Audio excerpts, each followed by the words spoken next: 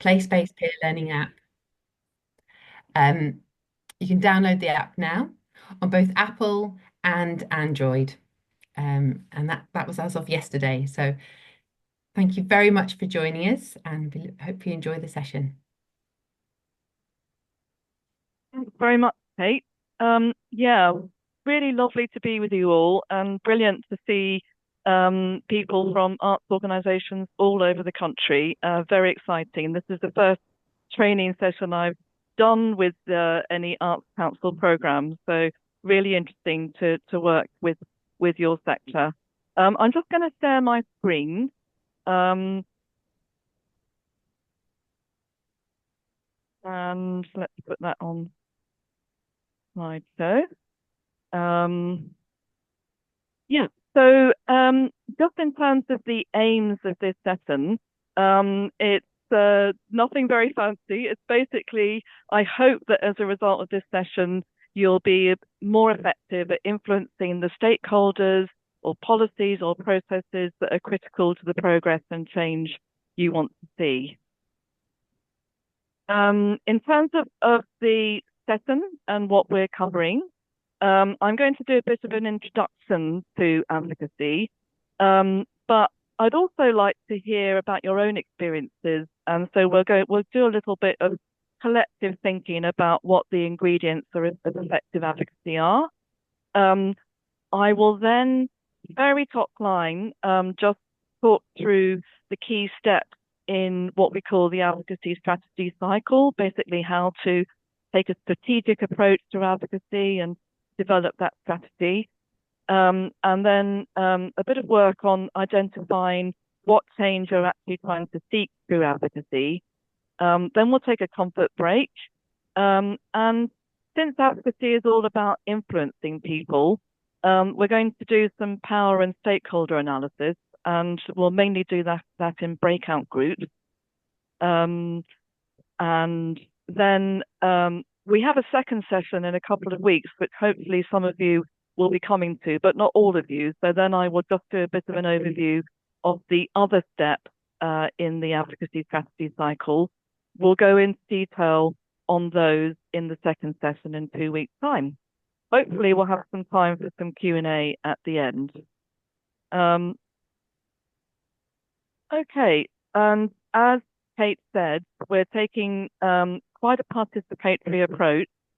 I did ask that people thought about some kind of change that they thought could partly or wholly be achieved through advocacy. So hopefully you've got that change in your head, because this is quite an applied approach. We'll be applying the steps in the advocacy strategy cycle to your actual real-time issues and the change that you want to see. And as I say, there's no blueprint in advocacy. So a lot of this will be about me facilitating your conversations and your exchange of experience. Okay, so what do we actually mean by advocacy? And I thought perhaps in the chat, we could just share our thoughts on what advocacy means to us. I might just have to escape so that I can actually see what people are writing in the chat.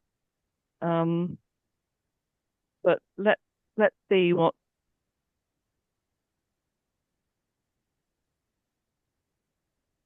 people think advocacy means and how that compares with my definition, because just want to make sure at the start that we're all on the same page. So what speaking on behalf of a person or an organization? Yes. That is, I would say that's an advocacy activity for sure. Yeah. And I like the fact that it's not necessarily speaking on your own account, but on behalf of a person or an organization. Yeah. being a champion for a cause like that, being able to talk about it effectively and influence others to get on board with the idea. Great. Helping support or enable people to feel more confident in what they want to talk about, the change they want to see. Yes, I think that is incorporated in advocacy. Um, Advocacy is a practice of promoting the impact or importance of something, influencing people to share the same goals. Yes, that's a nice definition, I would say. Talking about your cause with confidence and commitment, trying to get them to empathize with your view, influencing to effect change. Yes, I mean, kind of sums it up really. It's interesting that a lot of you are talking about um, talking actually or speaking out um, and speaking confidently and being able to talk about it effectively. So that's quite interesting. That's people's perception. Okay, well that was useful for me to know. I'm now going to now what's happened here? Yes, let me go back to sharing my screen. That normally I have a producer who I just realised here. Can you see my screen? I'm suddenly not sure if you can see my screen. Yes, Can we you can see see your that? screen. Yes. You can. Okay, great. So I got a bit confused. Okay. So my definition, it's interesting because I've been involved in advocacy now since the 1980s, and when I first got involved in this work, it was really only used in a legal sense, the act of pleading or arguing in favor of something, but normally, in a court or something. And over the last few decades, it has basically come to mean influencing work. But I'm going to define it as actions intended to influence, the key word, influence selected people or institutions in order to achieve desired changes that will benefit a particular group. So it's a very broad definition and there isn't any blueprint. So it's not like constructing a building or delivering a service. And you don't have very much control over the outcomes of advocacy or whether you're actually successful in persuading people to do the things that you want to do. So the amount that you can control, like perhaps organizing a meeting, booking the room, etc., you can't really control who actually attends the meeting and whether the people that you want to influence attend.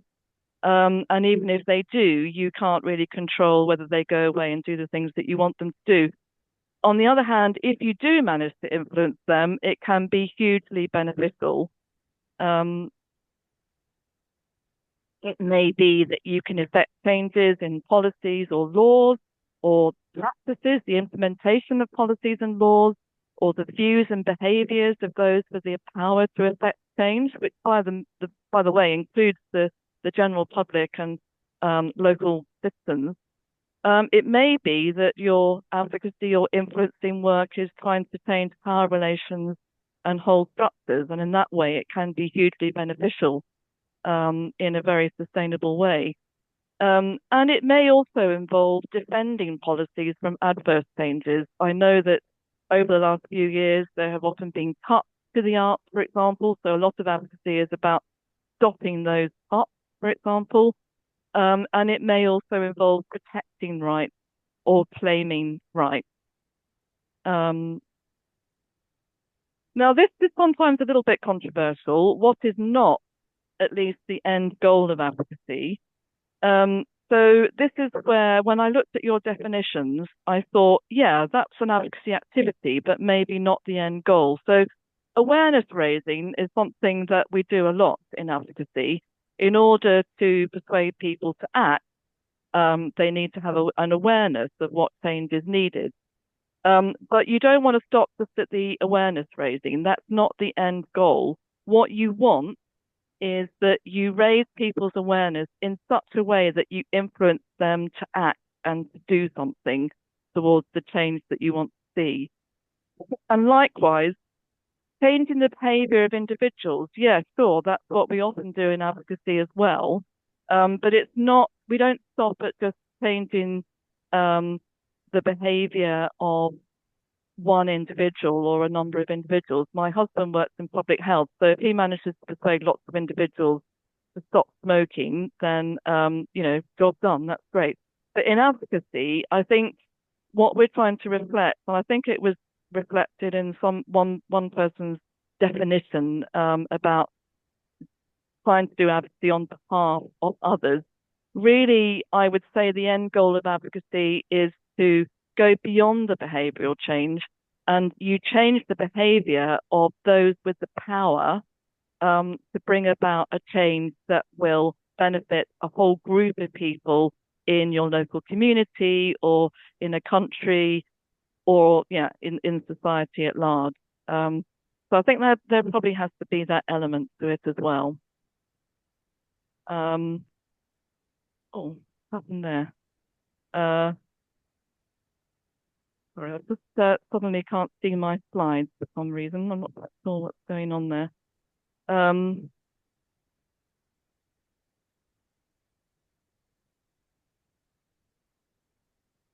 right, okay. Um, so in terms of, let me just check. The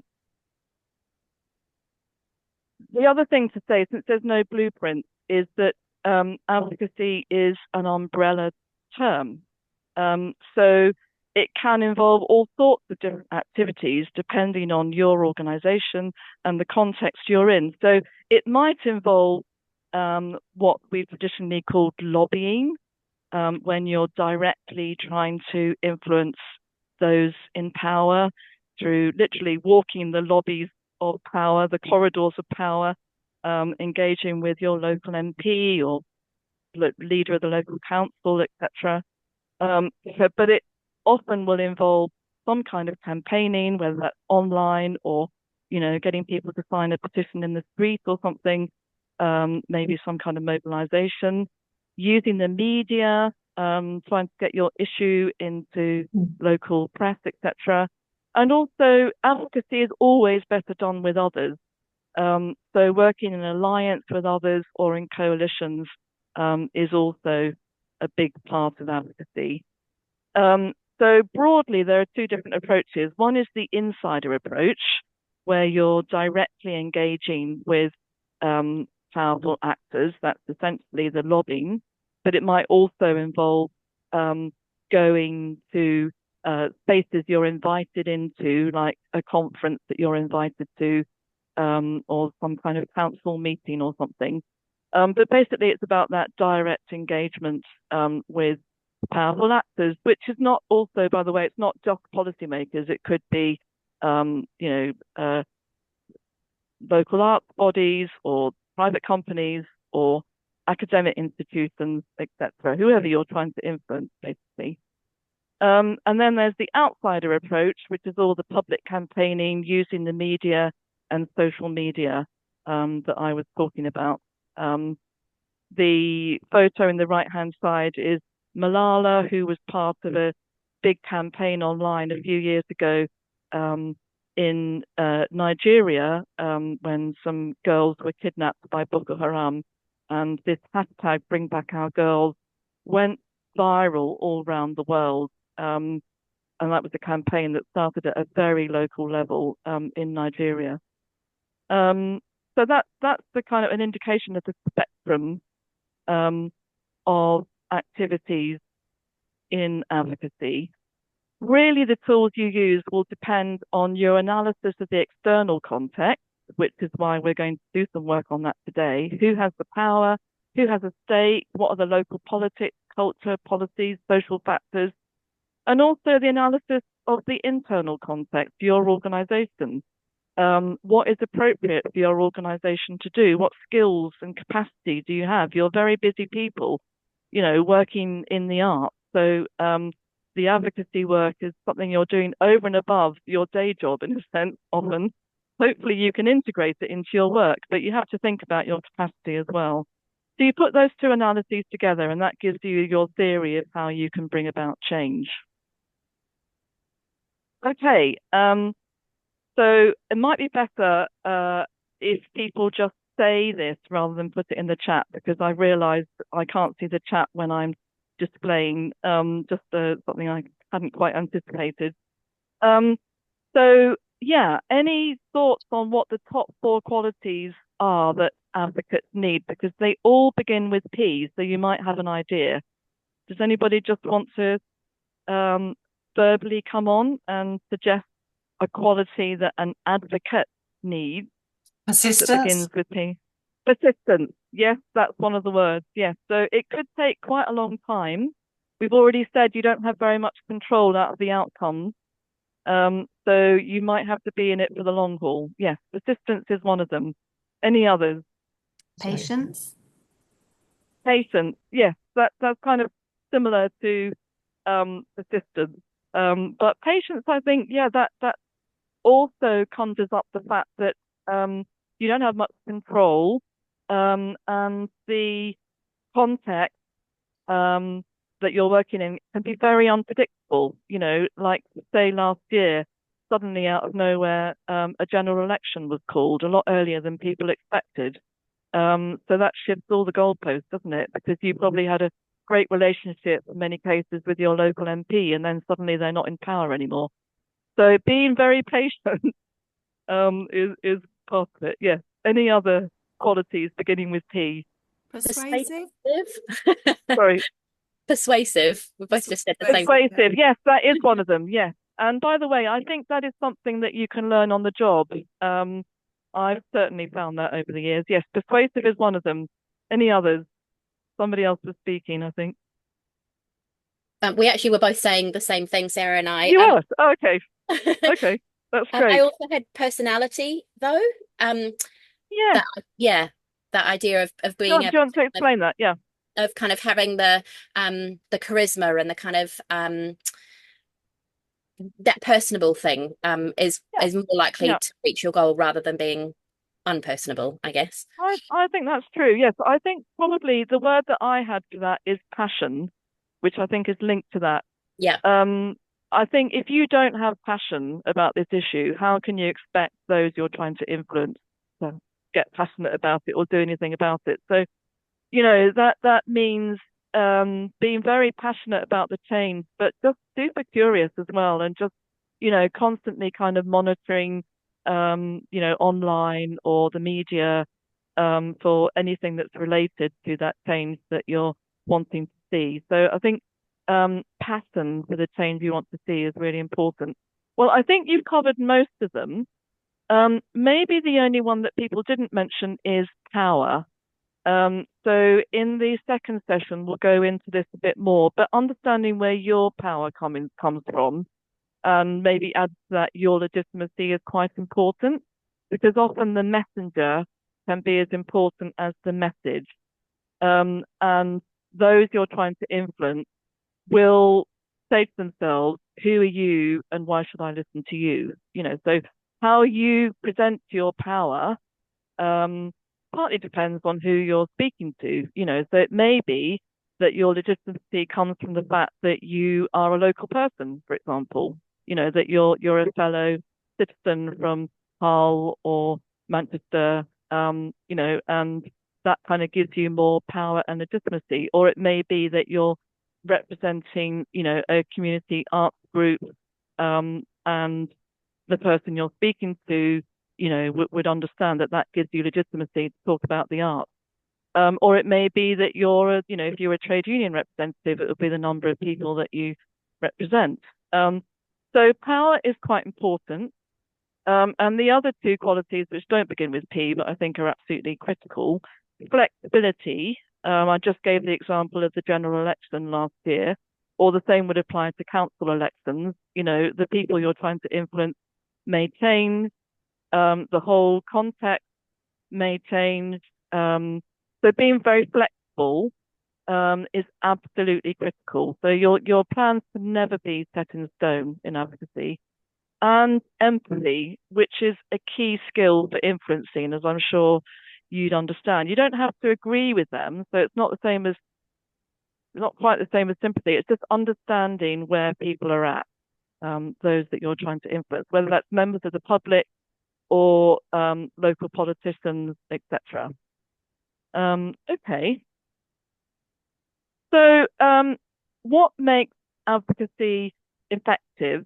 And I wanted to hear from you before I give my little checklist.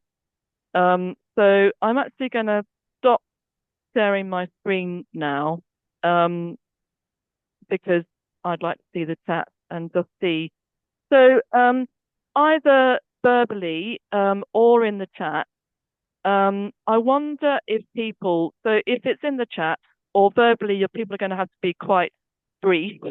If you could just say the name of the campaign or the initiative or the change that the initiative was trying to secure and what made that advocacy, i.e. that influencing work or that campaign or whatever, what do you think made it effective? And I have carefully used the word effective because since you don't have very much control over advocacy, you can have the most amazing advocacy plans and they're often not successful in terms of securing the change that you want or preventing the adverse change from happening. But we could still say that they were very effective. And even if they didn't secure the change, in that period, maybe they laid the foundations for further changes in the future. So that's why I'm using the word effective rather than successful.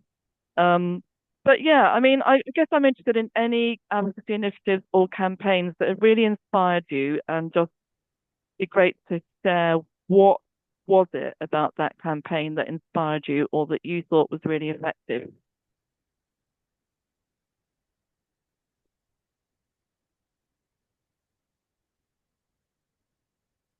I'll give you a moment just to think. And hopefully, as I say, you can either write in the chat or you can just speak verbally. And might be good if you raise your hand because we might have multiple people who want to share here. If not, that's fine. I can just share my own group. Sarah says RSPB Big Bird Count. Social science campaign to encourage nature recovery in green spaces and gardens. Yes, very inspiring. And I've got my own thoughts about why that's effective. But Sarah, could you maybe say what made it effective, do you think? I think it was widely distributed as a campaign, so it's sort of present on lots of different platforms and social media. But I think also it gives you agency to go out and make a difference, even if you don't have a whacking huge garden, which is full of birds. It encourages, I think, a change in behaviour around nature recovery and the importance of birds, but also linked to sort of personal well-being. So it's quite sort of carefully, it's quite a sophisticated campaign on different levels, I guess. And it's definitely sort of, I think it's one of the largest social science exercises in the whole of Europe now. So it's really sort of, it's building audiences every year. And I said that positive change in behaviour, I think, as well. Yeah, I would totally agree with that. And interesting that you talked about behaviour change because it does encourage individuals to be more aware of the nature around them and maybe change how they arrange their gardens and things like that. But it's also contributing to collective good, isn't it? Because it's really important data that RSPB can use for for protection of birds. So in that sense, there's that element of doing something for a change for the collective good as well. That's great. So we've got Meatless Monday, catchy, simple, and a small change that's been really powerful, advocating for cutting down on meat for environmental reasons. Yeah, I totally agree with that, Sarah. Yeah, very catchy and simple, and something that anybody who eats meat can do, actually. But then there is that sense of, as a whole nation, as a society, that can contribute to cutting down meat in the long term, aside from the individual health benefits, etc. Brilliant. Any other suggestions Soraya. Is it Soraya or maybe I've Soraya? It's pronounced Soraya, but don't worry about it. Soraya. Sorry. It's spelled in. Yes, I thought I'd speak because trying to write it all down would be quite difficult. Yeah. So just briefly, so I'm chair of the compact in Sheffield called Sheffield Culture Collective. They a few years ago, Sheffield didn't have a cultural strategy, and so the compact wrote one, but then through that and through the relationships that were built through the people around the table at the compact, we've managed to stimulate the city to actually develop and broaden the strategy that was written, and to be so. Actually, now the city has just launched its first cultural strategy for the last 11 odd years. So, I mean, that's affected a huge change because that also went through a huge consultation period, which then made that then knitted together some areas of the wider, broader, deeper cultural community that weren't potentially being listened to before. So I think. So what would you say? What a key ingredient then was the very broad consultation that brought in lots of very diverse voices. Would you say? That was good, but the initial thing was to write one that stimulated, to develop one with key experienced people around the table in order that they were listened to, and that affected different bodies to be able to stimulated them to invest in developing one and also increasing cultural provision. Right. Yeah. No, I get that. Yeah. So the involvement in a very active way of the key stakeholders in a collective structured process is what I pick up from that. Yes. Great. Any other ideas or experiences? Any campaigns that you've observed, and they don't have to be ones that you've been involved in. Okay.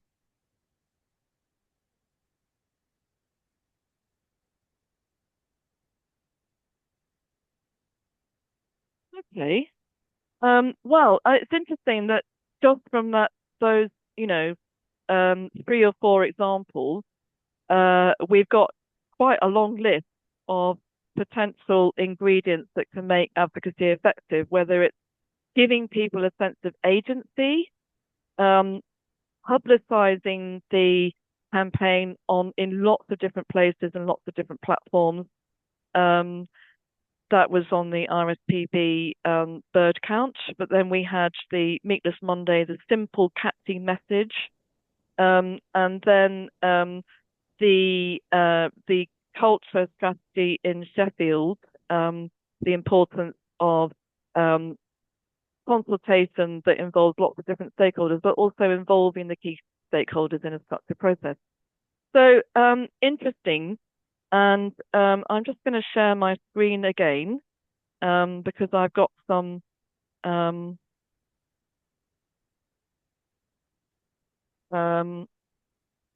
few ingredients of my own. So some of them resonate with what's already been said, but being inclusive and involving lots of different stakeholders tends to be a common ingredient. As I say, there's no blueprint, but looking at lots of case studies and based on my own experience, that is often a common feature.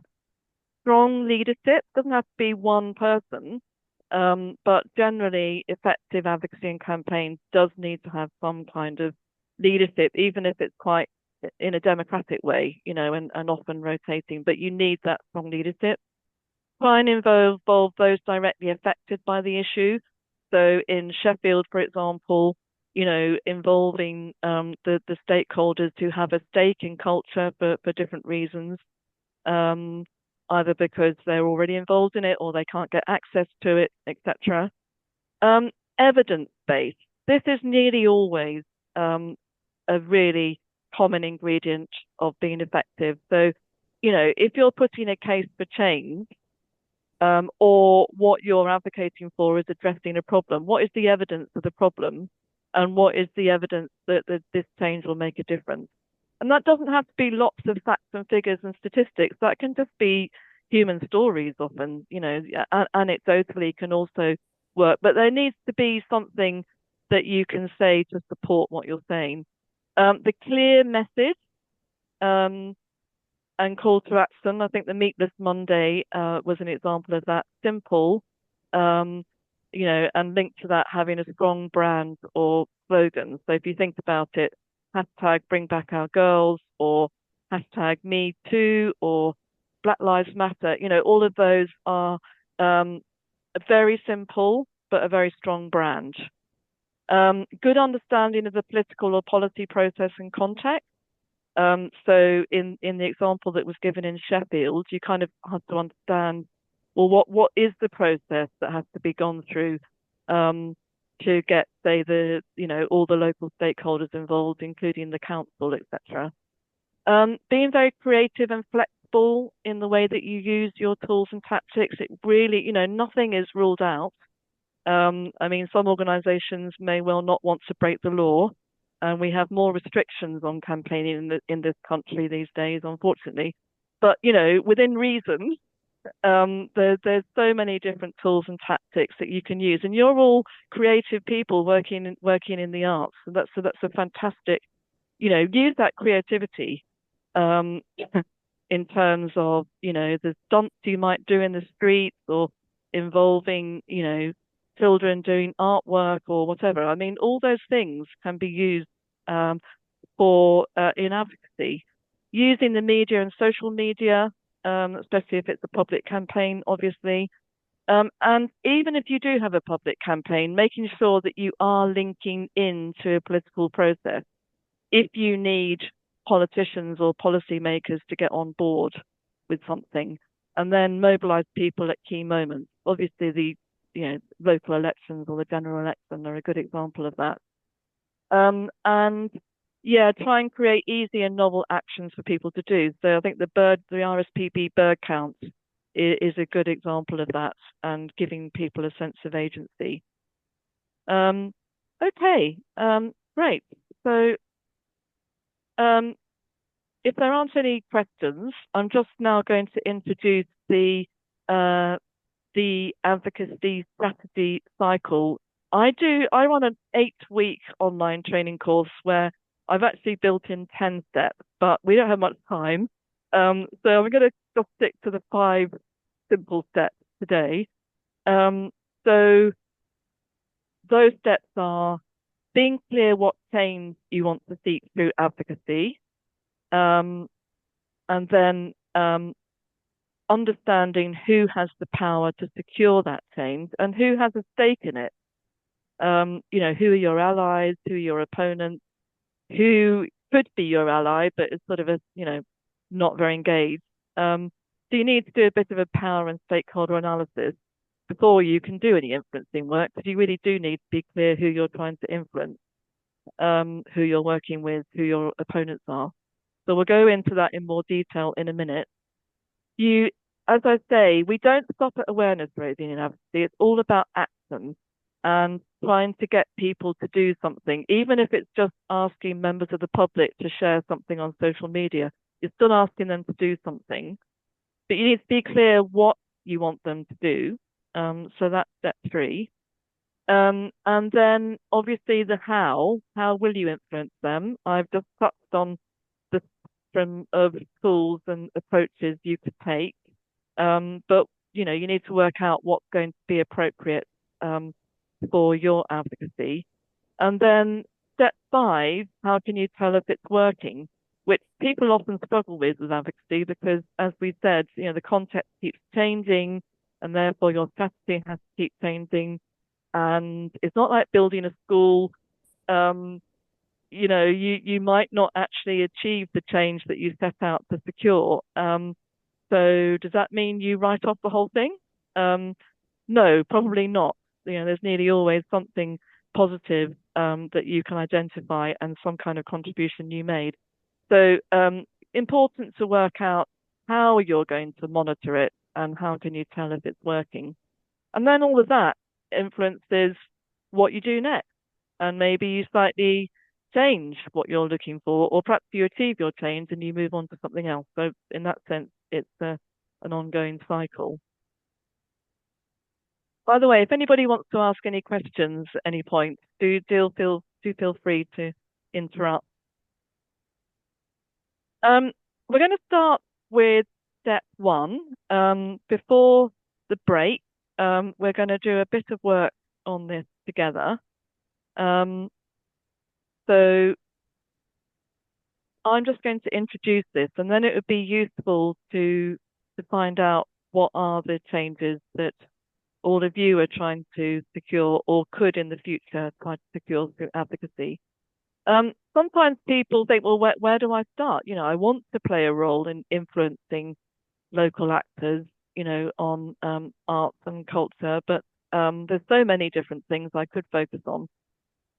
So, excuse me.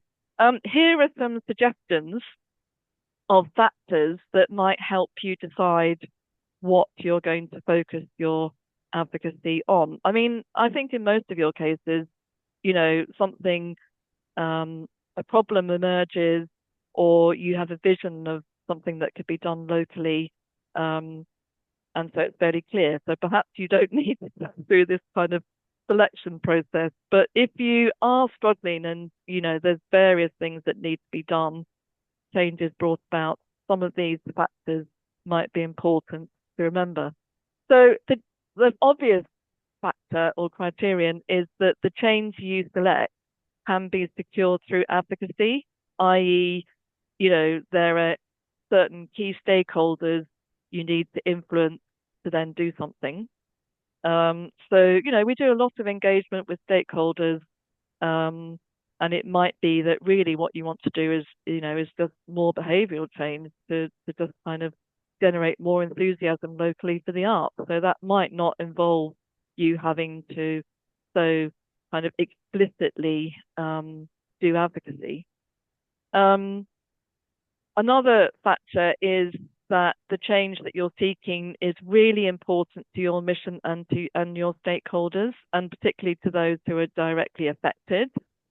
Those, you know, in terms of arts or culture who want to access or, you know, could benefit from accessing those things. And linked to that, perhaps choose a route change which will unlock progress on other changes or block progress if not addressed. So the example that was given in Sheffield, really great to kind of have, you know, that shift, have a citywide strategy, which potentially will open loads of doors in terms of local opportunities for arts and culture in Sheffield. So I think that's a good example. Also, a key thing in advocacy is that it's all about influencing other actors. So you need to be clear about their agenda and what's coming up for them. You know, so if you're trying to get more funding locally for the arts, then you need to understand, well, what is the budgeting process in the local council? You know, what are the key meetings where the budget will be discussed? And then you need to make sure that you're doing your advocacy before the key budget meeting, not after it. So being clear about, you know, yeah, we'll focus on this particular change because we know there is an opportunity. We'll focus on the local budget because we know there's a council meeting about that. And the other thing is that obviously there are lots of different stakeholders locally, and some of them might already be advocating on this issue. So you don't want to duplicate, you want to add value to what they're doing. Now, it might be that you add value because you bring in a whole new set of local people, or, you know, a different part of the city that hasn't been involved before, etc. Or it might be that you've got, you know, that there's a specific area of the arts that you address, or you have particular skills. Your organization is a very outward-looking organization that has a lot of media experience. But, you know, you need to be clear what your added value is. What are you bringing to the table? Supposedly, Bruce Lee said this. I haven't actually watched this film, Enter the Dragon, anytime recently. But it's quite a nice quote, I think. It says, "When a finger points to the moon, only a fool looks at the finger." And this is what I find in lots of strategies, people saying, we will do this and we will do that. Those are fine as objectives, but in terms of your goal, everybody needs to be focused on the change. What is it that you want to achieve? What is your vision of change that you're looking to achieve through these activities? So that's kind of what I mean by that. And maybe to give you another example, I think it's a good practice to write your advocacy goal as though the goal has been achieved.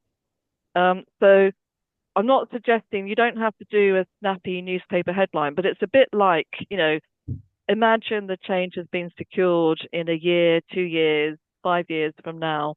What would the newspaper headline read? So just as an example, if we take a newspaper headline from February 1990, so there was the anti-apartheid movement, and the long-term goal for that whole movement was obviously the end of apartheid. But there was a whole advocacy campaign to get Nelson Mandela freed.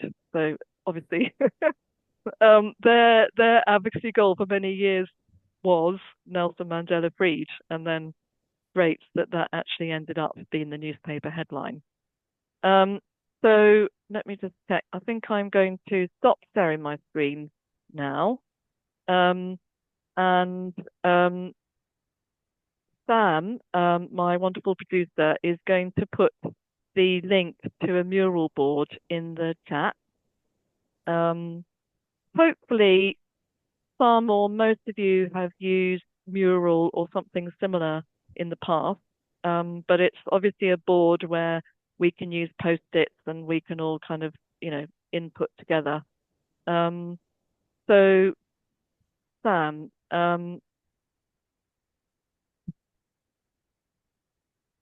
yeah, if you could just put that in the chat. Oh, sorry, I need to stop sharing, don't I? Yeah. So yeah, if everybody could click on that link, and then we'll all go into the mural board.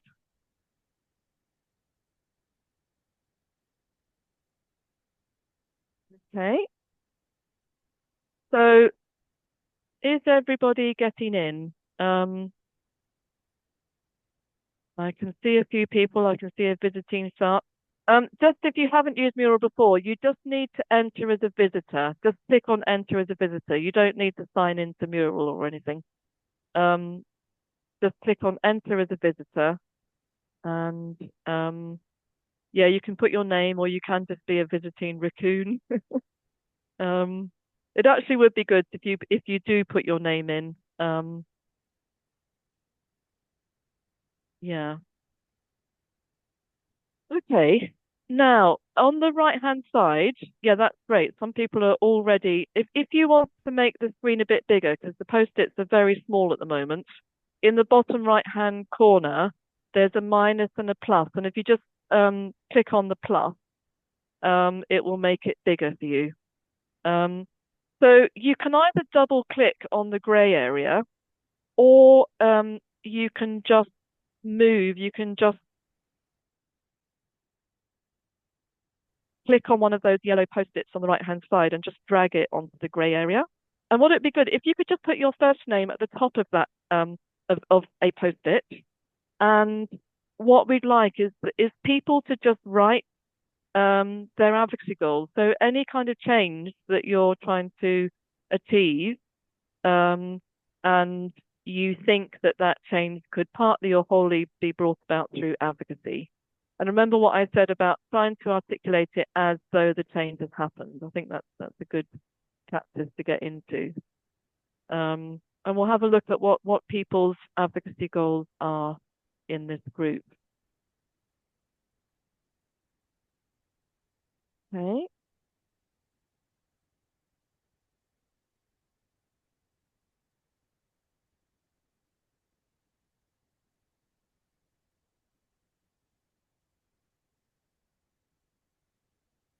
I'm just going to give you some quiet time to write those in.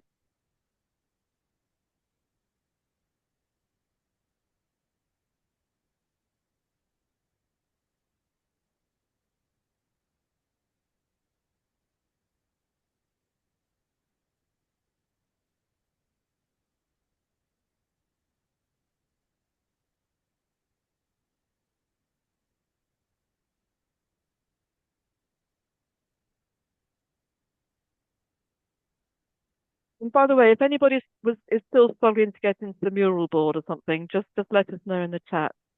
And also, you can always put your advocacy goal in the chat, and Sam can transfer it into the mural board. But hopefully, everybody's in.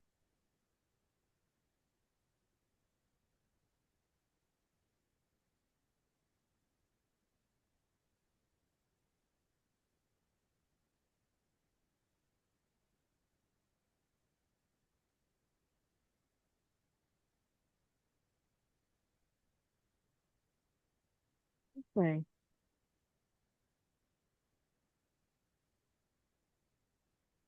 I'm going to move a couple of them up.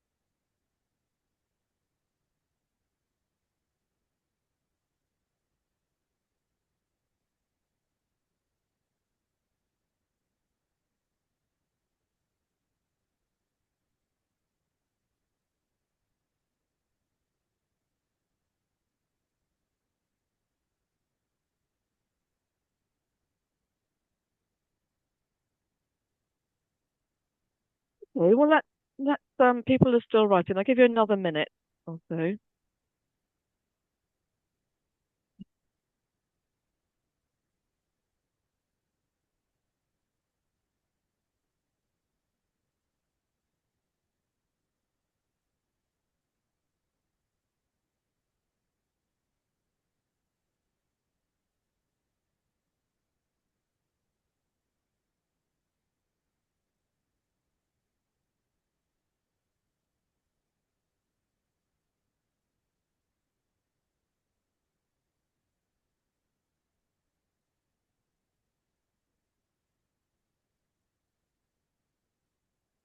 Well, there's some really good advocacy goals being put up here.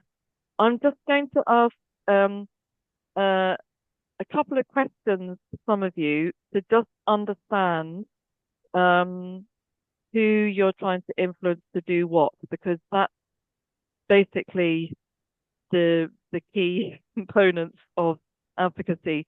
So, Sarah Day, you put the West of England recognised and valued for its world-class creative industries. So that I would say that's a sort of long-term vision of change. But let's say over the next year or the next couple of years, who would you be trying to influence to as a contribution to do something that will contribute to the West of England being recognised and valued for its world-class creative industries?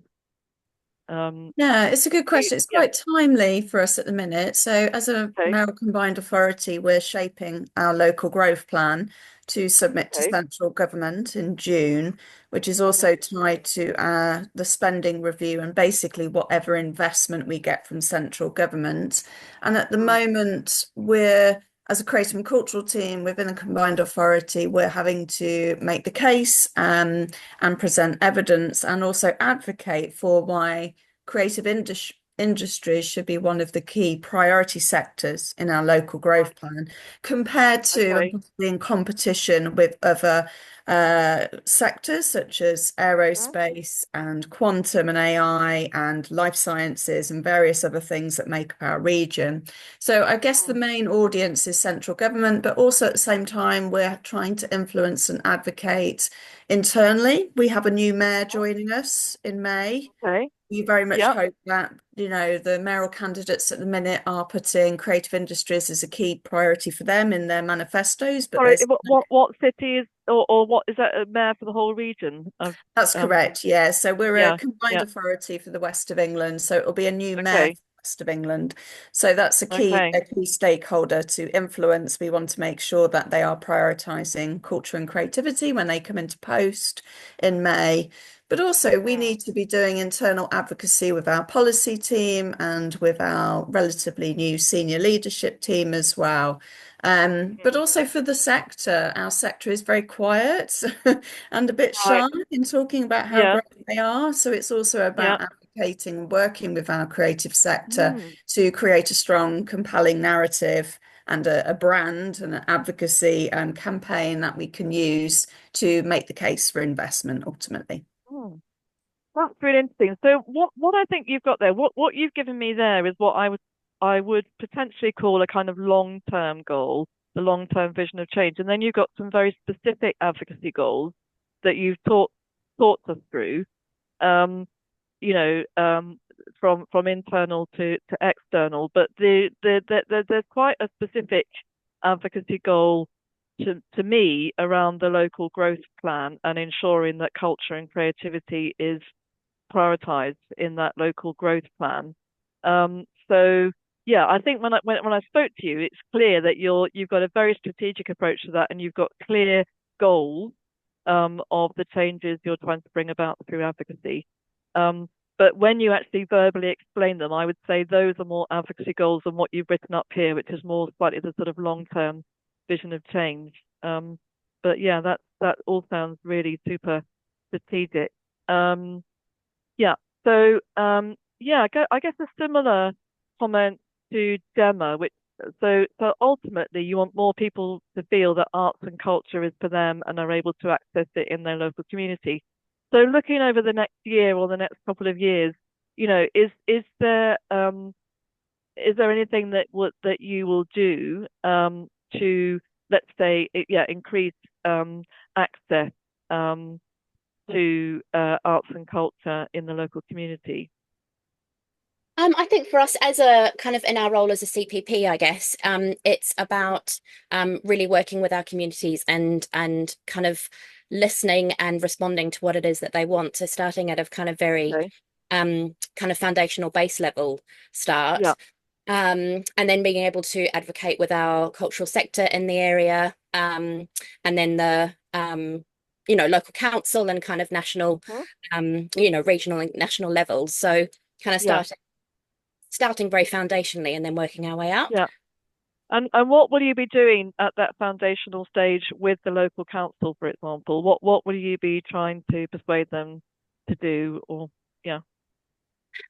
we're very lucky, actually. We do have a brilliant relationship with our local district council at the moment, who are very on board with what it is that we are trying to do. So that relationship is going well. So I think it's just really working collaboratively with them and making sure that our goals, or kind of figuring out how our goals can align with their goals, and then both working towards the same aim. Yeah. That's really interesting. So in terms of tactics, actually, what you've talked about there, I think it's still advocacy, but you're taking quite a collaborative kind of partnership approach to that. And through that collaboration, you're hoping to influence them. That's really interesting. Bean Me, I'm not sure if I'm saying your name right, but making the nature connection more accessible and working on how to remove barriers that might exist to conversations around the climate emergency. So again, in terms of who you're trying to influence to do what, I wonder if you could just explain to us what that actually involves. Hi, Can you hear me over my heater? I'm in my studio. God, okay. So I don't, maybe it isn't advocacy, but I thought the training looked really interesting and I wanted to learn more about it. But I would say at the minute for me, it is trying to open up conversations. So I've worked in workshop facilitation for a number of years with a lot of young people, usually. And recently I've been getting more climate active and took on some like carbon literacy training and took a role at my work to try and look at how we could creatively work more sustainably and around environmental issues with the people that we work with. But the problem that I found is that all of the conversations are really hard to access. As a person who is also uneducated, I found that the language being used for me was really difficult to access conversations, and it felt like very it just felt like I was being excluded from something, and if I couldn't access them, I didn't understand how other people could access them. So it's been a lot about talking about with people that I know, with people that I work with, just very honestly about that. And so like I joined my allotment committee, not really because I want to be on my allotment committee, but because they're all over a certain age and have quite like restrictive views on what an allotment should be and who should be on it. And I'm turning my allotment into a community garden where I can run projects that, you know, effectively people who don't have outdoor spaces, lots of the people on my allotment already have massive gardens and a couple of allotments.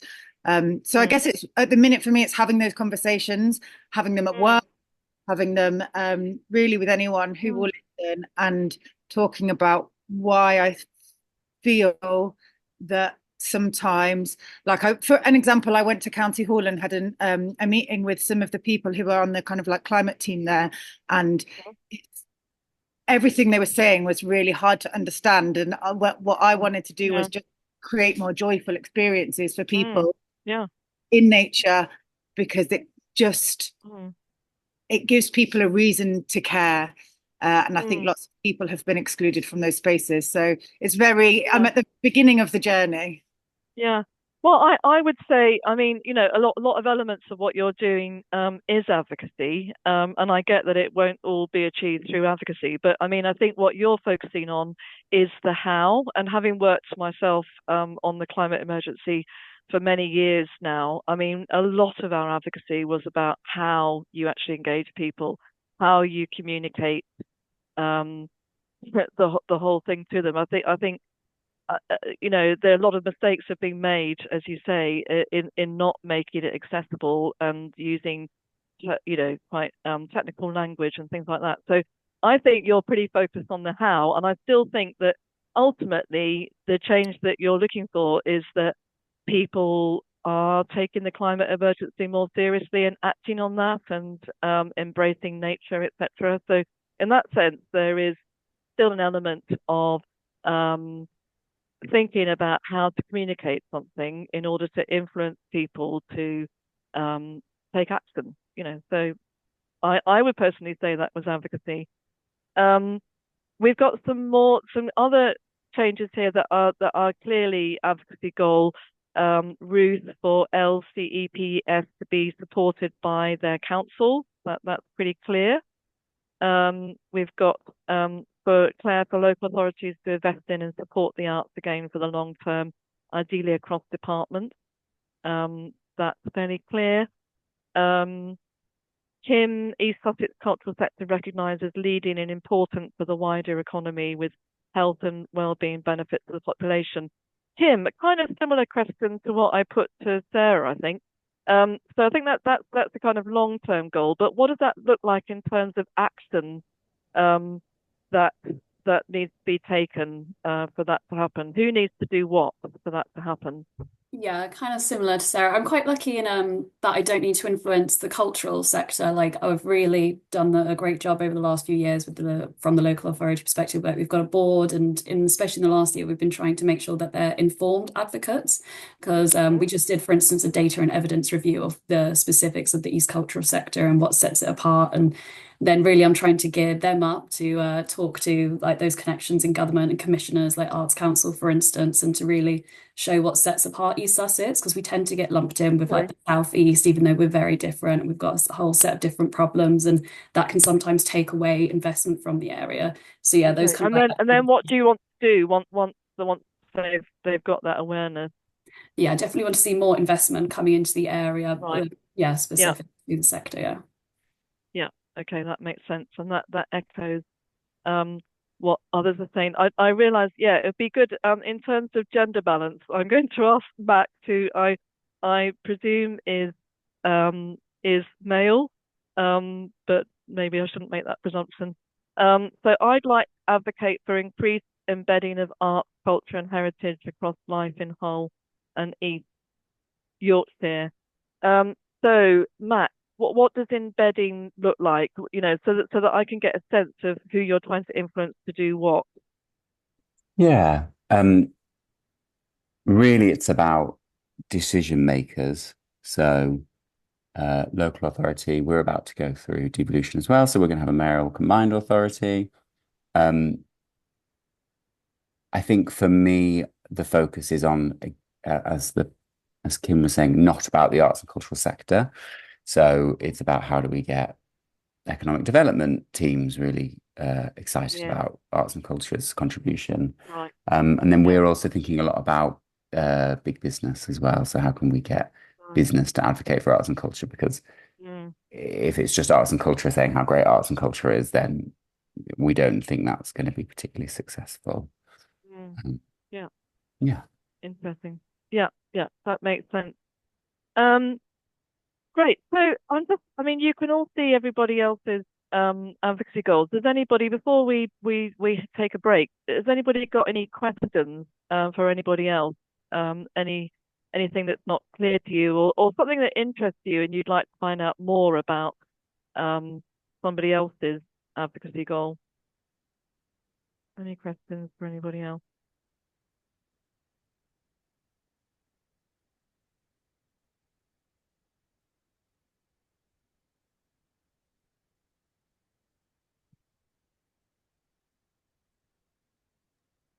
I was quite interested in Sarah's advocacy goals around having communities and citizens more involved in local decision making, only because we're doing something quite similar in our region around a citizens' assembly for culture.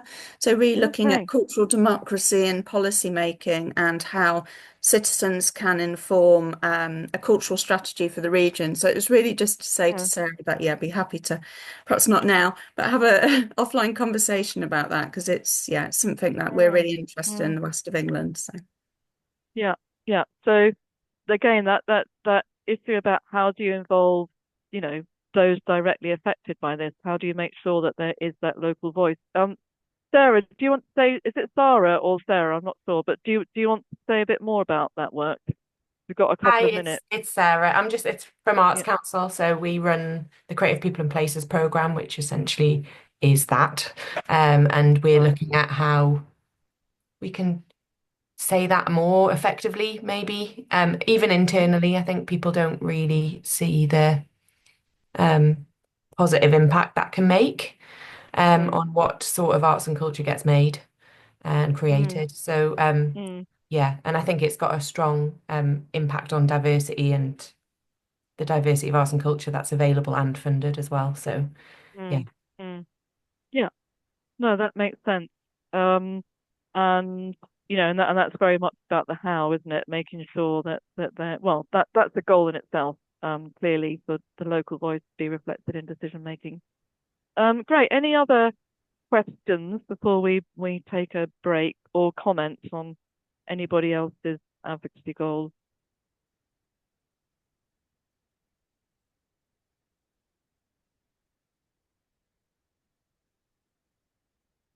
Okay. Great. Well, really interesting to see those. And I'm sorry if we haven't looked at. I think we've looked at most people's. And actually, there's quite a lot of synergy, isn't there, between these?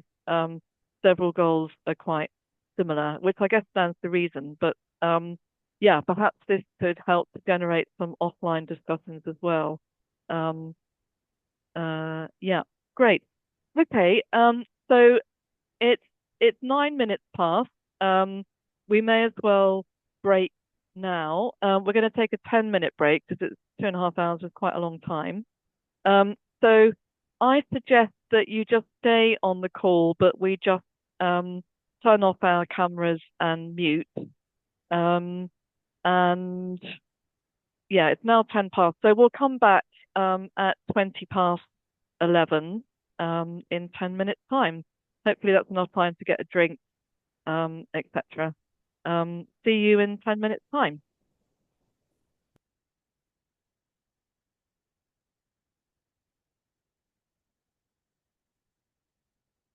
Hi everybody. Be good if people could just put their cameras on so we can see that people are back.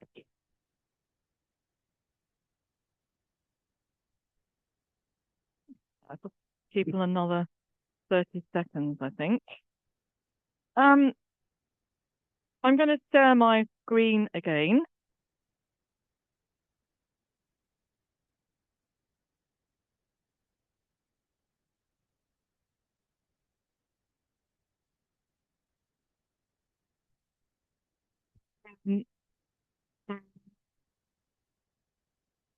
We're going to now move on to step 2, which is about identifying who has power to bring about the change you seek through advocacy and who has a stake in it. So that's step 2 in the advocacy cycle. So there's various tools that people use to map who has power, because as I say, advocacy is all about influencing actors, let's say stakeholders, to bring about some kind of change. Often we're talking about policymakers or politicians, but as I said, it can be private companies, it can be members of the public. This is an example of a power map from WaterAid, working in Kenya, where they were working with local organisations to try and persuade the Ministry of Health to launch a public health campaign around the importance of hand washing. So in this simple example, they had originally a huge piece of flip chart paper, and they just had a brainstorm about the relative power of the different stakeholders there. So as you can imagine, their top target who they were trying to influence was the Ministry of Public Health and Sanitation. So that was right in the middle there. And then they kind of worked outwards to the least powerful stakeholders right on the edge. So interestingly, women's groups, for example, were quite out on the edge. Parents were quite far out, etc. So they kind of mapped all the different stakeholders, and then they drew arrows between the different stakeholders to indicate who influences who. And this is really important to understand what we call those chains of influence, because there could be certain stakeholders who are better placed to influence the most powerful stakeholders than you, because they might listen to a certain stakeholder more than they listen to you, or you might have difficulty accessing the most important stakeholders. So if you're trying to influence, say, the national government, our current government, none of us really have direct access to Keir Starmer, for example, as the Prime Minister. So we need to think about a chain of influence. Well, who influences Keir Starmer? Is it certain newspapers? Is it the media? Is it certain MPs in the Labour Party who are close to him? So you have to kind of think about those chains of influence. So when I did advocacy at an international NGO. I worked at Christian Aid as I was head of advocacy for some of the time, and then I was a campaign strategy lead, devising various public campaigns at Christian Aid. So we would occasionally get a direct meeting with a government minister. So that was quite, going right to the top. Didn't often get to meet the Prime Minister, and often I wouldn't get to meet the government minister. The chain of influence was that I tried to influence my CEO, and then the CEO would go and influence the government minister. Or alongside that, working with a media team, we would either take out a paid advert or try and get a journalist interested in our campaign or research that we'd done, and we try and get media coverage. And that could be a way of influencing the minister. Or we would work through Parliament, so we would mobilise our supporters, our campaigners, to talk to their local MPs, particularly if they were on a particular parliamentary committee. In your case, to do with arts and culture, parliamentary select committees are really important. And then that's a way of putting pressure on the government or on a government minister. Or in the case of Christian Aid, we could also use the clergy, the bishops in the House of Lords, could be another chain of influence to try and influence the government. So thinking through those chains of influence is a really important part of the process. What I want us to do today is not just think about people who have power, but also people who have some kind of stake, an interest in the change, either because they support you, or maybe they're a bit neutral, but they could potentially support you in the future. Or it can also include people who have a stake because they don't like what you're calling for, and they're actually opposed to it. So in the terms that we use, the targets are those you need to influence. And as I say, because of the chains of influence, it may not be the most powerful people in the chain, but it's who you think you can influence.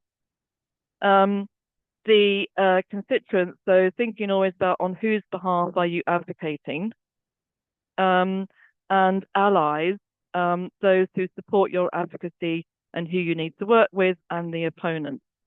Sorry, I've suddenly got a problem with my mouse. Suddenly can't. Oh, there we go.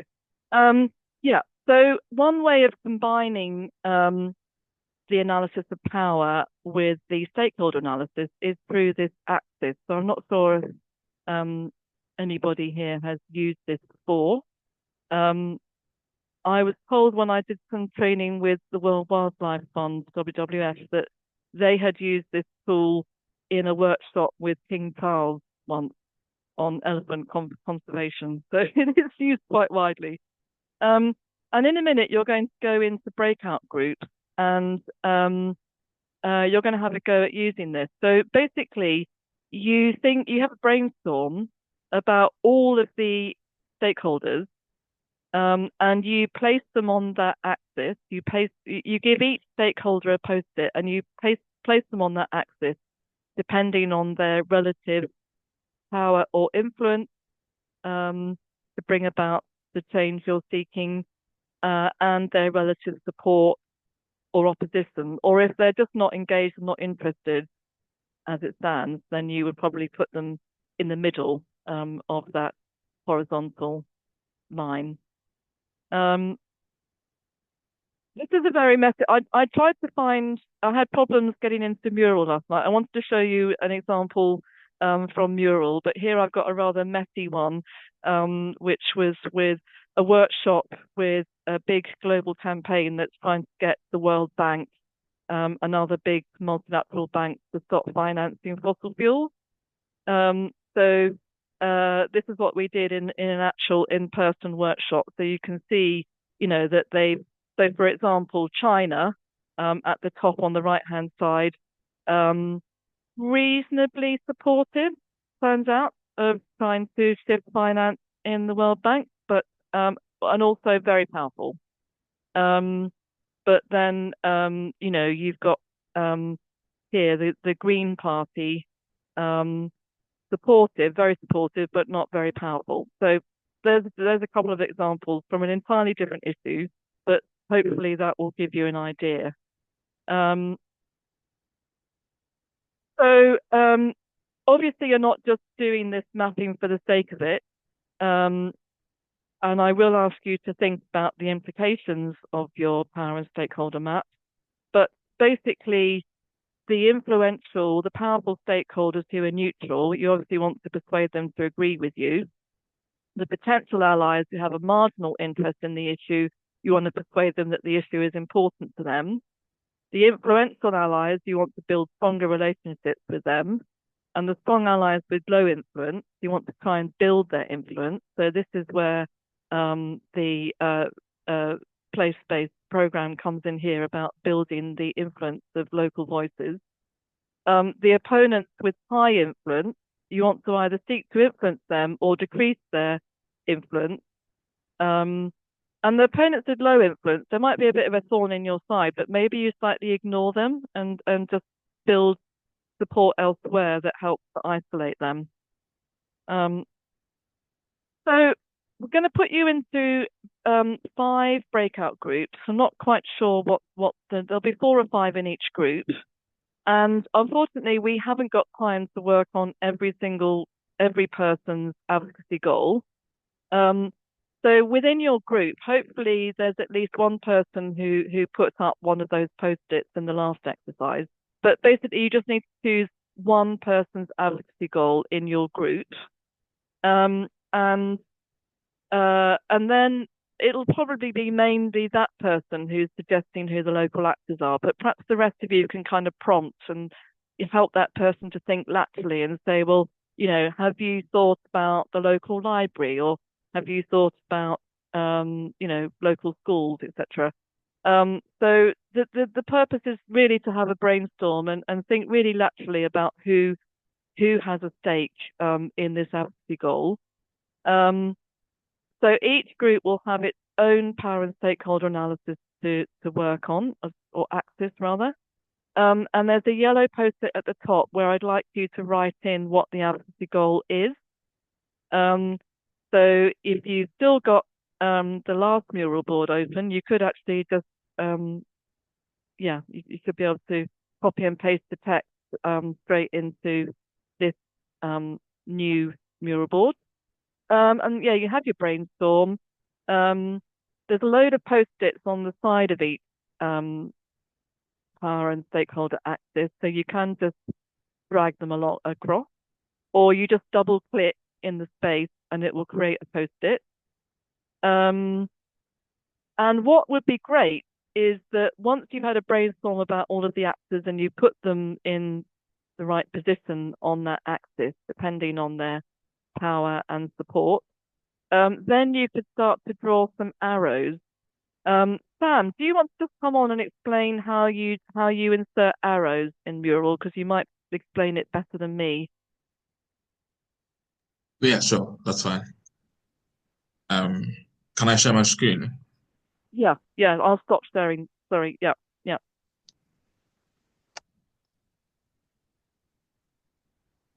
Yes, so this is the mural we'll be using for this session. So I've shared a link in the chat, so you can access it there. With the arrows, you can just, once you click on the sticker, there are 4 circles around it. Any of them, once you click it, should create an arrow to the next sticker and get a new sticker. You want to connect this to an actual sticker, you just hold, you click and hold, and then you direct it to the sticker that you want to connect it to. So that should work for any of them. Once you move it towards that sticker, it should align towards that. Right. And if you're challenged doing that, on the left-hand side, there's that black bar. You can actually just draw them, can't you? You can take that pencil thing. Yes. Yeah, that's another way of doing it. Okay, great. So let's just stick with your screen share there for now. That's good. So looking at the time, we'll give you a good 20 minutes or so to do the brainstorm, and then we're going to paste in each of the groups. We're going to paste in some questions to help you think about what does this mean. Like, who do you think are the top people you need to influence based on where they're positioned on this axis? And if you've managed to put in some arrows, that might also help you decide who you really need to influence. So we'll come back probably at midday, I'd say. So I'm gonna leave Sam to put you into the breakout groups. And does anybody have any questions before we go into the breakout groups? You'll obviously need a couple of minutes just to decide whose advocacy goal you're going to focus on. Hopefully that won't take too long. It's just to practice it, obviously.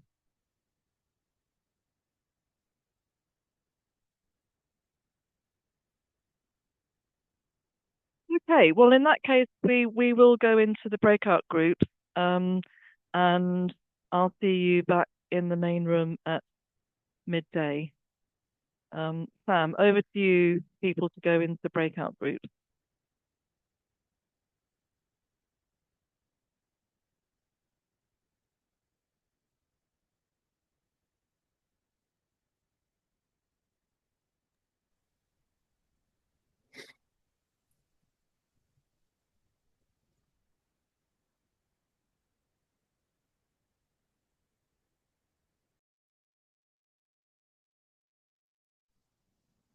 Helen, I'm closing the rooms now.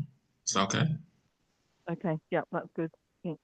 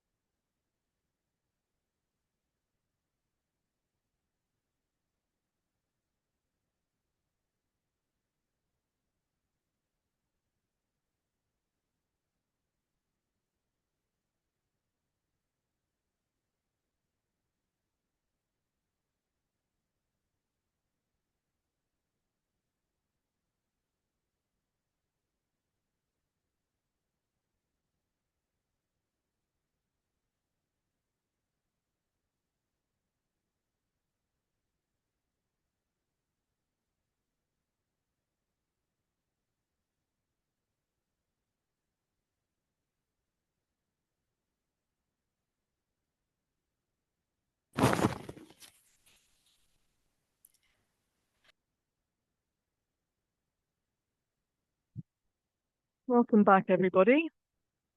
I think there was some really hard work going on in those groups, but it looks like you had some interesting conversations. Sam's just going to share his screen. So stay in the mural board, but or alternatively, you can just have a look at the screen that Sam's going to share.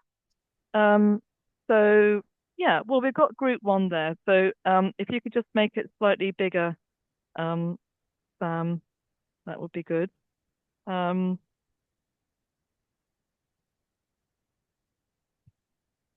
Great.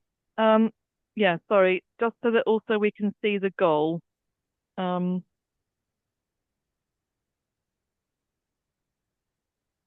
Yeah, might need to be a little bit smaller. Putting you through your paces. Well, we know that more local people feel that arts and culture is for them and are able to access it in their local community. So we're aware of that. So then if you can perhaps move it up so we can just see the whole axis. Great. So I'm not sure whose advocacy goal this was, but I might just, can that person just identify themselves, just verbally? That was me. That so that's you, Gemma. Yeah. Yeah. Okay, that's great. So Gemma, can I just ask you a couple of questions about this? Of course. So really interesting power and stakeholder maps there. So based on this, if you had to, well, let's say if you had to identify 3 top stakeholders that you need to influence, who would they be? Kind of the kind of top stakeholders with the most power. The most power. Yeah. Yeah.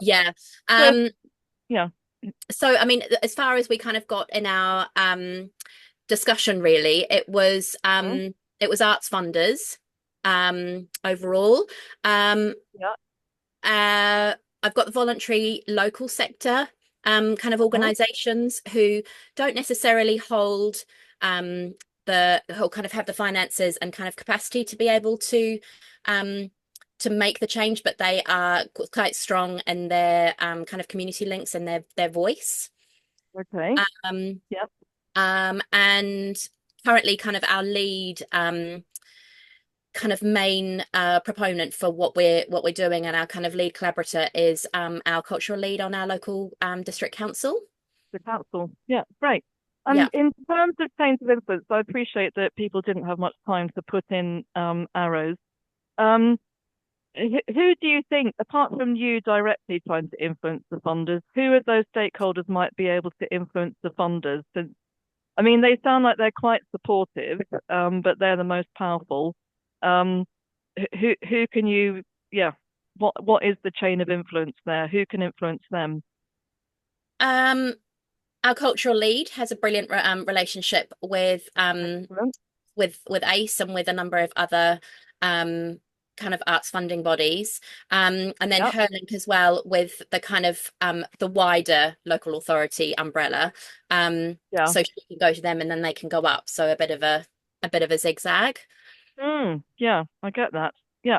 Now you've got the parish council and the local authority, apart from the district council cultural lead, local authority is pretty powerful, but not particularly supportive. So are there any of these actors who could, because they're quite powerful, I imagine that you can't just ignore the parish council, the local authority, local government. So I'm wondering who might be able to influence them. I guess kind of everybody kind of funneling up. So kind of thinking about it as a bit of a pyramid, is that, starting low and gathering all of those voices and then just kind of working our way upwards. Yeah. So gathering lots of all the stakeholders on the right hand side, I guess.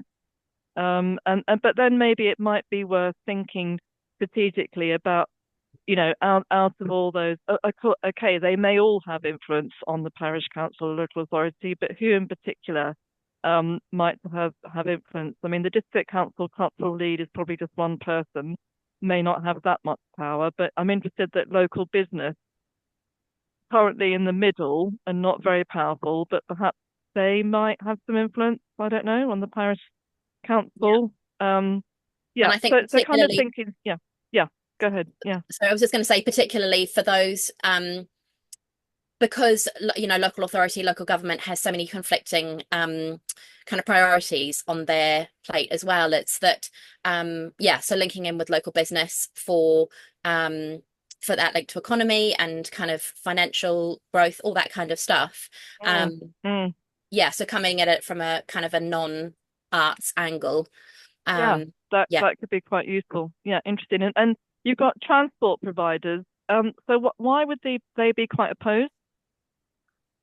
Not that they are necessarily opposed, but they are one of the biggest blocks that we face. So we are kind of semi-rural with quite a lot of dead ends in our transport network. So there's quite a lot of communities kind of at the end of the transport chains. So transport provision is one of the biggest barriers that we're facing, really. Interesting. Yeah. So so I guess they're quite powerful, or whoever is funding the transport provision is pretty powerful then. So interesting. Okay, that's great.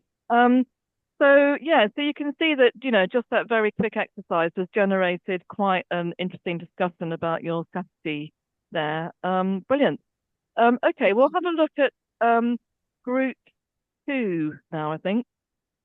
I may not have time to look at all of these. So that was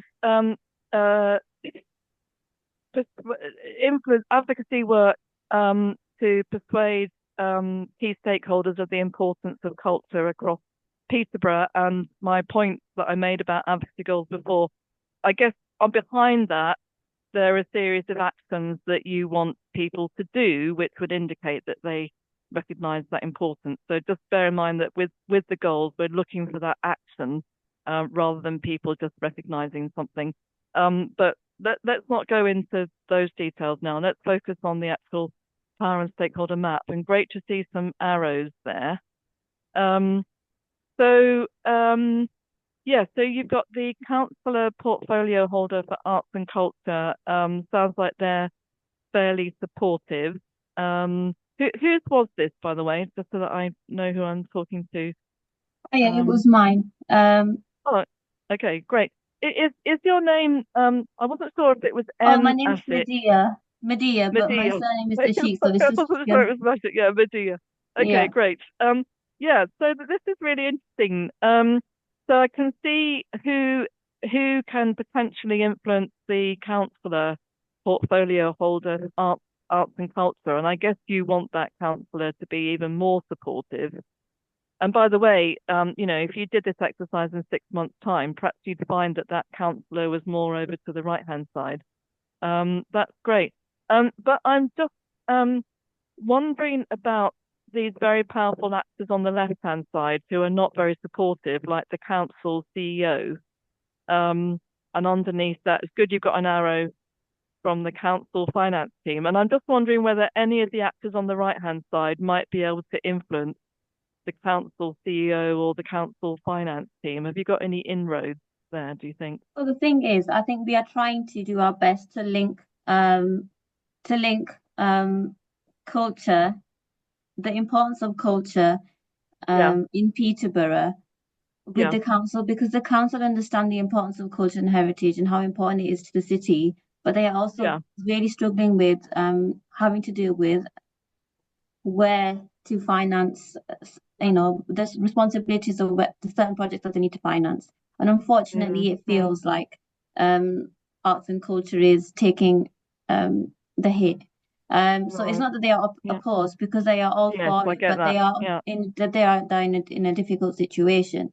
The council, so this is trying to sort of include them and expose them to as many cultural organizations as possible, so that we can work in tandem in promoting and also advocating for the culture, the importance of culture and heritage in Peterborough, but also the importance to the residents in Peterborough is something that we are constantly trying to highlight.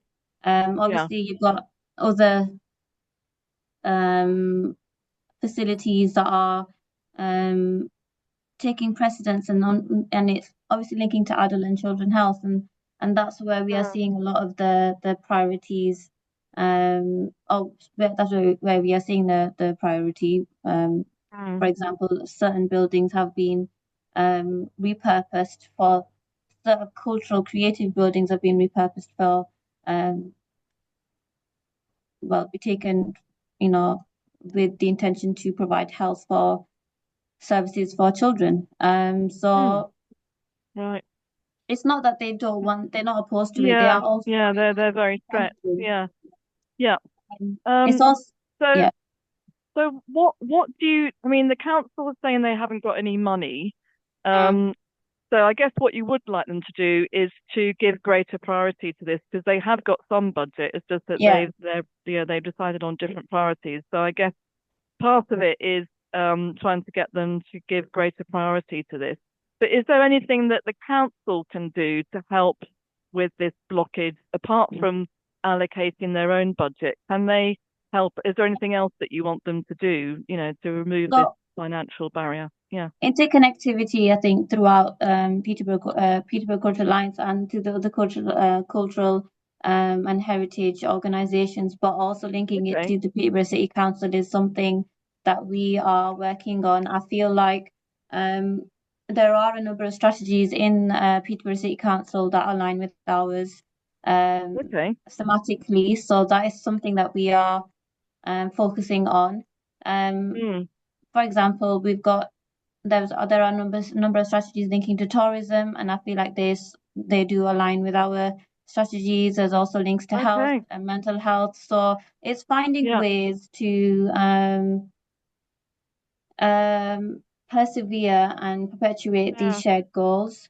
And that's I get that. I think you're thinking really strategically about what are the levers, and what are the interests of the council. So the council is really strapped for cash. So even though they might, in principle, be supportive of culture, they've got all these other priorities. But obviously, the local economy is important to them. So I can see how you're starting to think about their interests. And when you said tourism, I thought, oh, that's interesting. So that kind of moves us on to the next final part of this session, actually, because thinking about where people are at, including those you're trying to influence and what their interests are. So as well as thinking about who can influence them and those chains of influence, also thinking about how can I address their interests. So that sounds very strategic to me. Thanks a lot, Medea. And by the way, while we've got you on, I was interested in the example you gave in the chat, and you were talking about an initiative where it was a case of advocating for global majority members, from countries which we now often refer to as the global majority, but without speaking on their behalf. I thought that was quite interesting, and I wondered if you wanted to just elaborate on what you meant by that. How you can advocate but without speaking on behalf of somebody. Oh, it's a challenge. I think really, I think some communities can often feel like they are being chosen, but being chosen with an agenda, or picked for certain things, but with with with um with an intention that obviously they're going to be completing something or they're included in something, but it's very transactional, and that's something that we are trying to avoid. So by creating, so we are in the process, the Peterborough Cultural Alliance and the team, we are in the process of creating a number of networks, and these networks are there to avoid the silos and actually build this connectivity across different organizations. So there's one network focusing on Peterborough's festivals. So that could be East festivals, LGBTQ plus festivals, Pride festivals, all of these different types of festivals that are all getting the organizations to link up together and promote successfully, so that we have audiences, different types of audiences at all of the festivals, instead of just hitting certain audiences at different festivals. Do you see what I'm saying? So they're part of the process. It's not the kind of extractive transactional approach. So but in terms of building on the inclusivity of that work, I feel like the background work needs to be done first, which means creating global majority group, a safe space for global majority artists and creatives, so that they are solely the focus, where they may have felt like they haven't been before. So although other networks are there trying to bring everyone together, I think this network is trying to put a spotlight and allow the global majority artists and creatives to say, oh, well, I've been working on this project and I've been seeing this in the city, and this is my experience in the city, and this is what I would like. And then us as an alliance and as leaders trying to perpetuate and allow the door to be opened for them so that they can enter it without us building links, but without us being the face of it. Yeah, absolutely. I don't know if that's explained. That sounds really exciting. No, that's great. We might have to move on, but thanks for explaining that. That's really inspiring. Great. Okay, well, I think we've run out of time to look at the other two power and stakeholder maps, but we will generate a PDF of these mural boards, which we can share with everybody. So Sam, if you could stop sharing your screen, I'm just going to go back to sharing my screen. And just for those who won't be joining necessarily in 2 weeks' time, but also I think it might be useful for all of us just to quickly go through these steps in the last few minutes. So step 3 was working out what do you want them to do. And I have mentioned this quite a few times now in this session, that advocacy is about asking people to do something. It's not just about getting them to recognize the importance or being aware of something, which is great, but that awareness or that recognition is reflected in their actions. And so if you want people to take action, you need to be clear about what you're asking them to do. So I've just put some examples there. If your strategy, looking at those chains of influence, is to gather local people, mobilize them, and then they put pressure on, say, the local council, etc., what do you want them to do? Sign a petition, display a poster, tell your friends and family about something, write to the council, local politicians, ask them if you could meet them for a coffee, get them to ask a question in Parliament, or get them to write to the local council. Local media, could they cover this story? Can they come to the show, review it in the paper if it's some kind of cultural event? So always think about that action side of things. Yeah, so I'm just on my top tips, always ask your target audience to do something. Advocacy is about action, not just awareness raising. Give them something to do which is in their power or gift to do.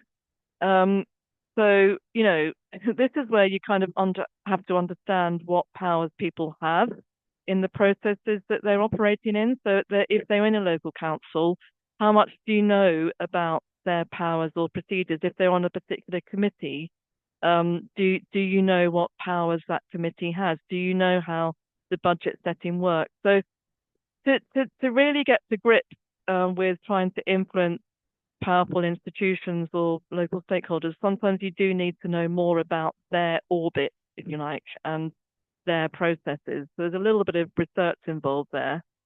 And a top tip, which is quite well established now in the literature, is start with a small ask. So just ask people to display a poster or share on Facebook or something. And then they feel some kind of sense of commitment, and people are very consistent.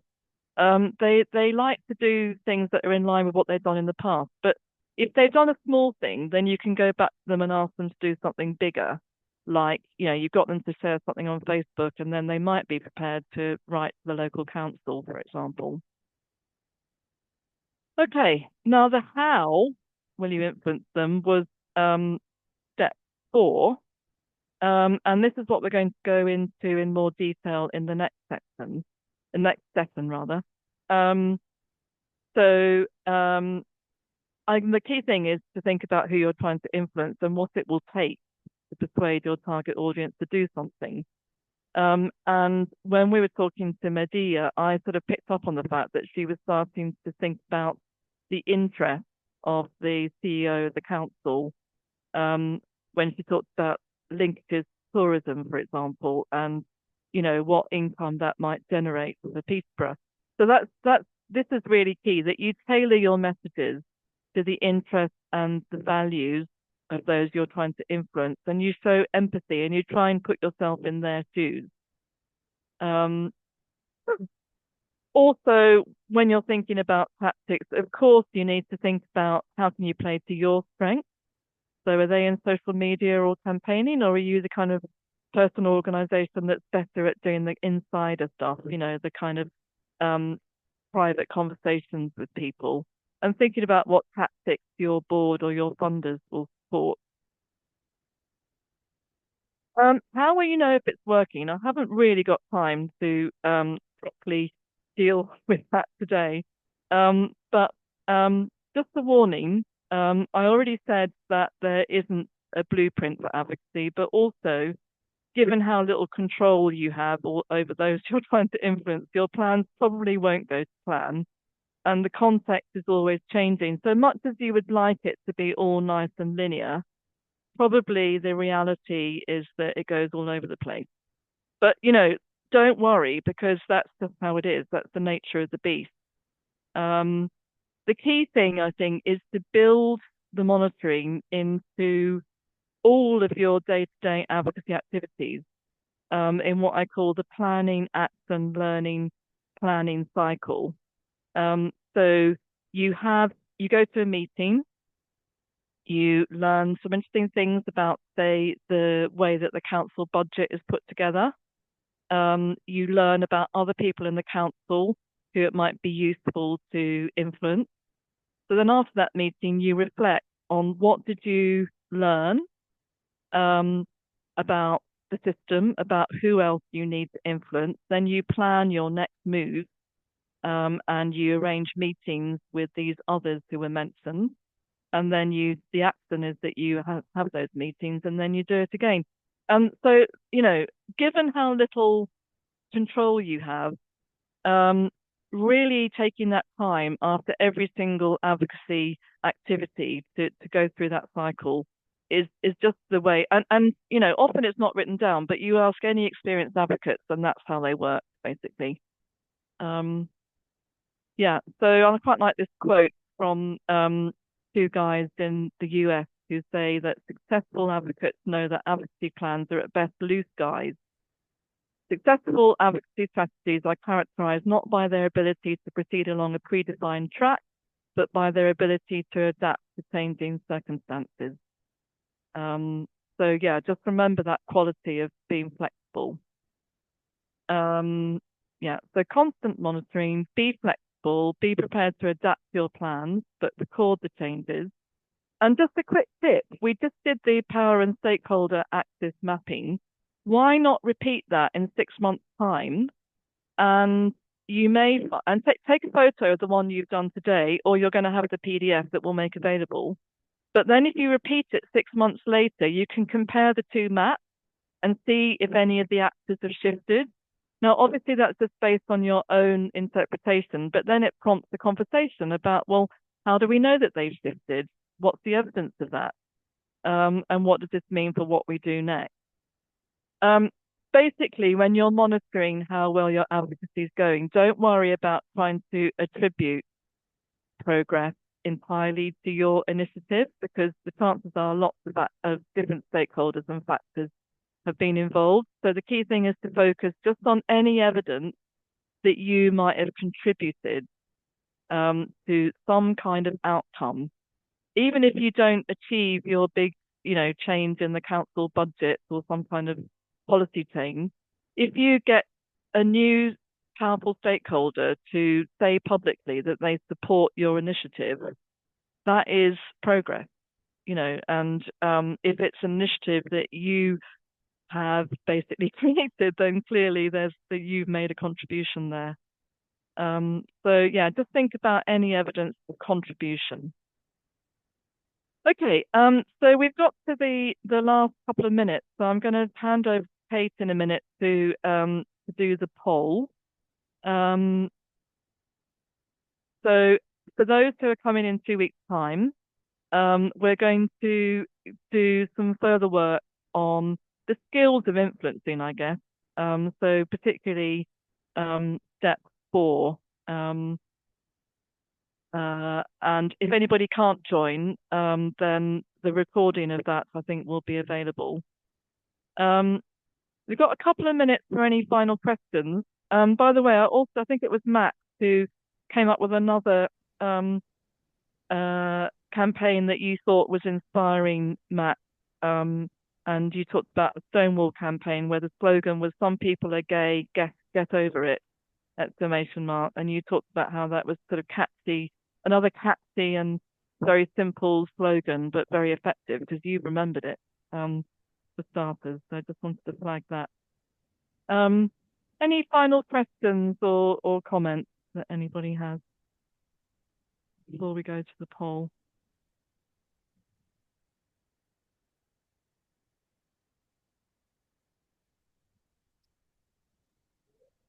Okay, well, in that case, I'm going to end with this quote from Nelson Mandela. I seem to have quoted him twice today. "Do not judge me by my successes. Judge me by how many times I fell down and got back up again." Which I think is true. Don't lose hope or don't lose heart. It's tough doing advocacy, and it's sometimes hard to see your results. But if you sort of sit down and reflect on your contribution, there's always some kind of concrete positive outcome you can identify, and be persistent, as we said right at the start. I'm sorry, we've ended up on the half hour. Still would like people to stay on to do the poll if they can. Sorry, I just went slightly over. I'm going to hand over back to Kate now to run the poll. But thanks very much. It's been brilliant working with you this morning. Thank you, Helen, and thank you, Sam, for supporting. That was so informative and insightful. Thank you, and we look forward to having you back in 2 weeks' time. I should just flag up as well before I do the poll very quickly. Next week, we've got a Reflect and Connect session, and it'll build on today's session for those that like to dig a little bit deeper and put into practice, and also more as well, some opportunity to chat with other colleagues. The poll will take less than a minute. I'm just going to put it up here. And sorry for those that need to go now. Please do. There you go. It should be launched. It's just a kind of yes, no, with an option at the end for some feedback. Hope you can all see that. But please do feel free to leave if you need to. And yes, and this session has been recorded. So for those that needed to leave earlier or want to come back and refresh knowledge or share with colleagues and the like, it will be up probably by next Monday, up on our resources. We'll just do some editing and then we'll be up next week for